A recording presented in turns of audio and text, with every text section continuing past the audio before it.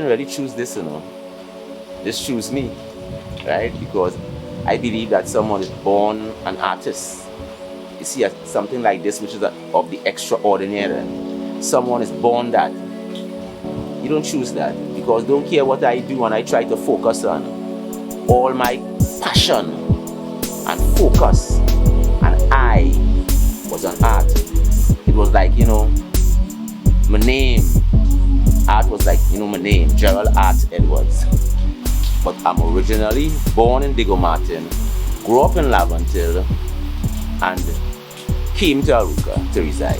You know, I couldn't get away because I always had the urge of picking up little pieces of stick when I used to go to school, and little pieces of cedar wood, like, you know, little pieces of blocks of wood, and I pass it by the road like this.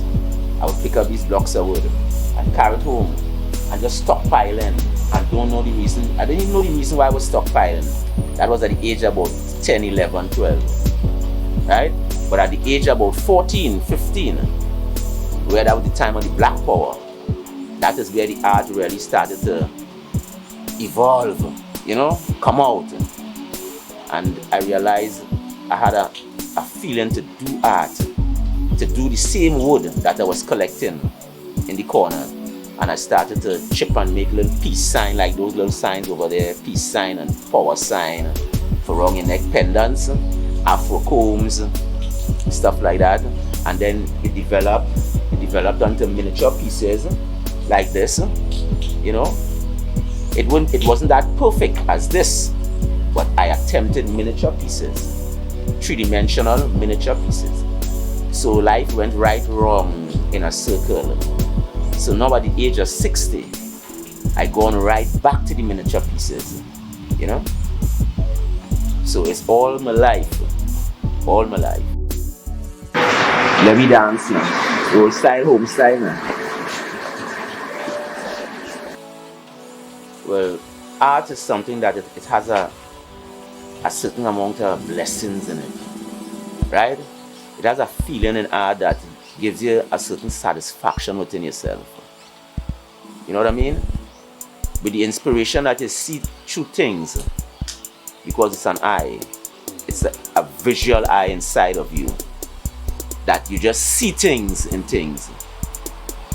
Don't matter if it's square, it's wrong, you can go inside there and you can see what you want to see, or what you have been inspired to see, and you can bring it out, you reveal it out of whatever medium you choose to.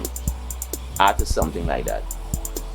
So again, it's up to you, when I finish, to appreciate it.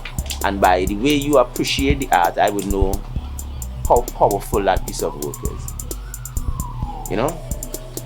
Because when I finish a piece of work, I have to actually see it look to that satisfactory point before I can say, yes, it's finished. Yes, and you feel the pride within yourself to know that you have accomplished that vision that was inside of you. You have brought it out.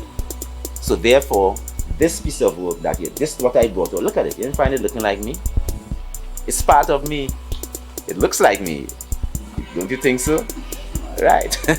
Like there was a lady once, Miss Cynthia Marage. That's the lady that had owned diaries, right? She used to live at Ellerslie, and she bought some pieces from the art gallery on location, Peter Kwan. And somehow she wanted to see me, and she couldn't get in contact with me through the gallery, whatever reason. But one day, the check that she had bought for the pieces had a mistake on the check. So I took it straight to the address that was on the check. And she was so glad to see me. The reason why, she said she saw me in the pieces. So she wanted to match what she saw and if it was the same. And she wasn't surprised. Right? Because she said, yes. She said, look at the tinker. She bought a piece called the tinker. A guy sitting down there thinking. She said, that tinker is just like you. It's like you made a picture of yourself then, you know? So art, whatever artists do, is part of him. Sometimes it even tells his mood and all. When he creates that piece of art, the moods, there's a lot of things that comes out in there that expresses the artist himself. That is the power of art. It's a powerful thing. It's not just a man sitting carving a piece of wood. It's much more than that. Because if it was that, I don't think I would have been doing this that long. You know, but the powers that lies between this, there's a real connection there. You know, a connection between the art and the artist. When you enter that zone, you're comfortable. You're home. When you're in that zone, you're very comfortable. It's like the world outside here, you know. You're in business unless something is happening, you know, around you that will distract you. But once it's not distracting you, you're in your zone. You're doing what you have to do. Art is the most important thing in my life. Sometimes my wife does get some opposition with that. Any artist that is strong and have the strongest passion for art, their companion, there will be a competition. Yeah, because you wake up in the morning, that's all you want to do. Until sun go down, until whenever time you feel to stop. That space you're in there, you know, that is your space. You feel very comfortable. You feel most comfortable in that space. I doesn't want to do nothing else but art. Just wake up in the morning, have my breakfast, thank God for the day. When I wake up, brush my teeth, have my breakfast, and then into the studio. And I gone. People used to more discover how to go and discover an artist like me. It used to be rare. Yeah. That is why artists in the village used to come out by the roadside with the little thing chisel in the hand and the choking and everybody passing and seeing them so that they could be recognized. But now it's a little different. There are medias like y'all, you know, and their Facebook. Well, on the whole media, let's make it in one with the media. So the artist is supposed to get more exposure, right? The drag brothers now, they were the only exposed people in the art of this nature in the heart of town. Brian Lara, Promenade, where the Promenade is now, the drag brothers used to be there. Dr. Eric Williams gave them that area, that space. This is why I keep always saying that the artists need a space. Because that space they had there in the heart of town, when I used to go to town with my mother, and she'd go through the drag to get a little sandals for me. And I used to be amazed with the passion inside of me for art as a young person.